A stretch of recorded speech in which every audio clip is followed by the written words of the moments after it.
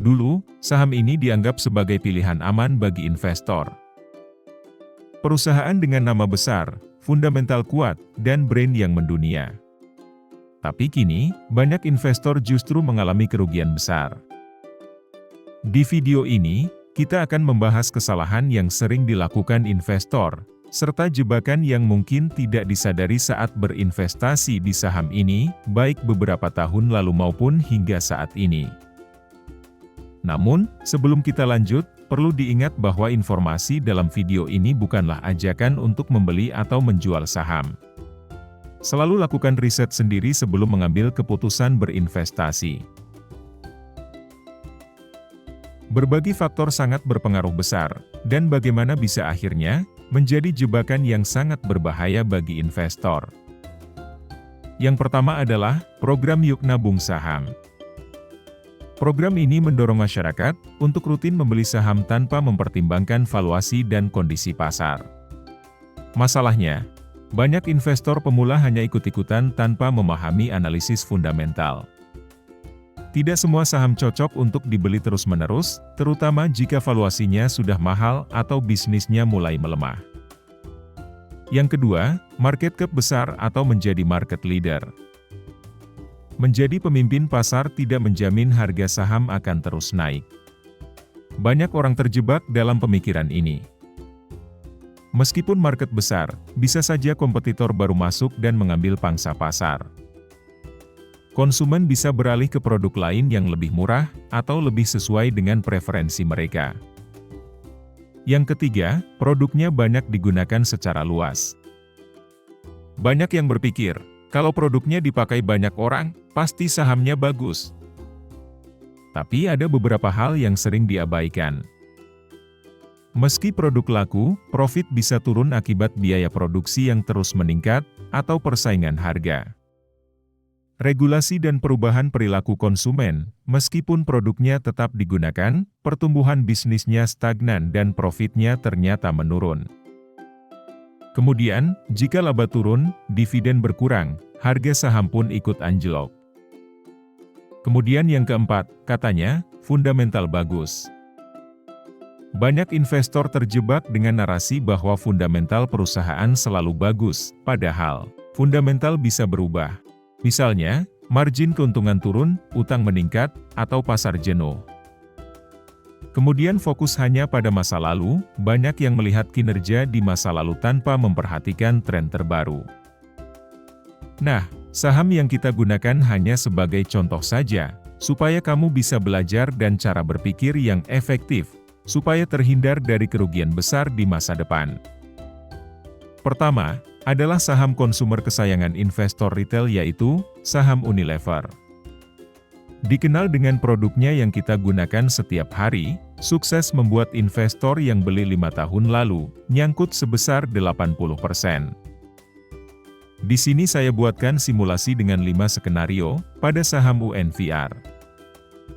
Jika kita membeli, pada tahun 2024 di harga rata-rata 2.600, dengan menggunakan contoh modal sebesar 50 juta, maka akan mendapatkan 192 lot. Saat ini, masih dalam posisi minus sebesar 43%, atau dengan nominal minus sekitar 21.800.000-an, dan hanya mendapatkan dividen sebesar 788.000-an.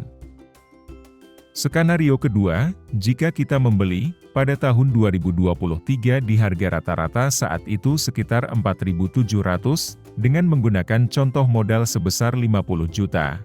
Maka akan mendapatkan 106 lot, saat ini masih minus sebesar 68,83%, atau nominalnya di minus sekitar 34.400.000-an, dan hanya mendapatkan dividen sebesar 1.900.000-an.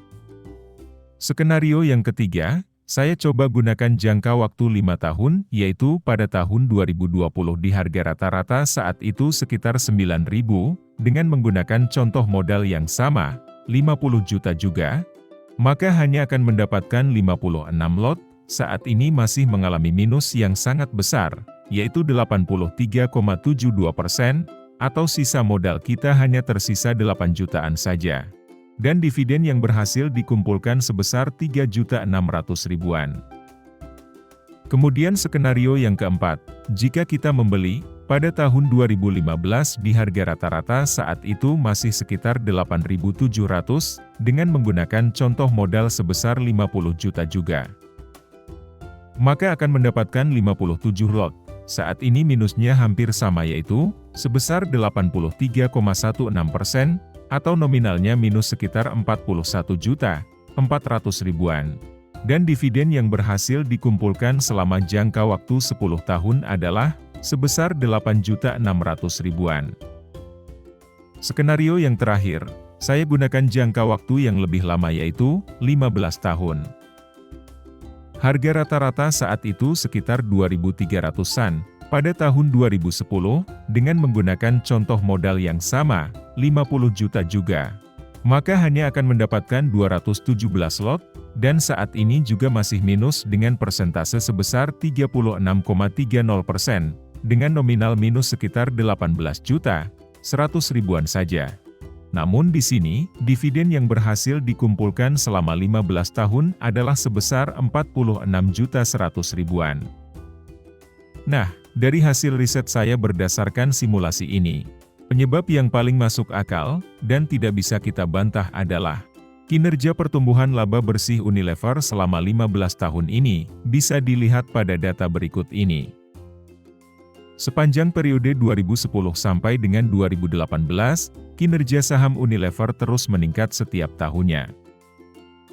Nah, tepat pada tahun 2019 dan tahun 2020, saat pandemi COVID-19, kinerja saham Unilever terus mengalami penurunan. Dan yang terbaru pada tahun 2024 lalu, hanya mencatatkan laba bersih sebesar 3,3 triliun. Ini hampir sama dengan capaian 15 tahun yang lalu, di tahun 2010. Bisa kita bandingkan pergerakan harga saham, dan data diagram laba bersih ini, ternyata bergerak selaras. Sehingga bisa kita simpulkan, saat saham berada di puncak kinerjanya dan tidak berhasil bertumbuh setidaknya dalam periode 3 tahun, kemudian terus mengalami penurunan, harga sahamnya juga akan hancur. Dengan kondisi seperti ini, bagi yang punya saham Unilever dari tahun 2010, atau 15 tahun yang lalu, minusnya paling kecil, dibandingkan yang punya 5 dan 10 tahun yang lalu.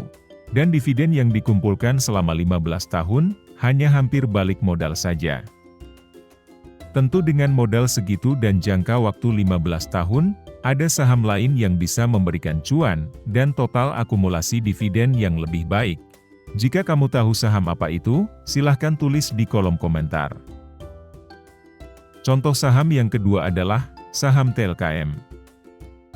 Telkom Indonesia Persero Tbk masih memiliki posisi kuat di industri telekomunikasi, tetapi tantangan di masa depan sangat besar, terutama dalam bersaing dengan kompetitor dan beradaptasi dengan perubahan teknologi.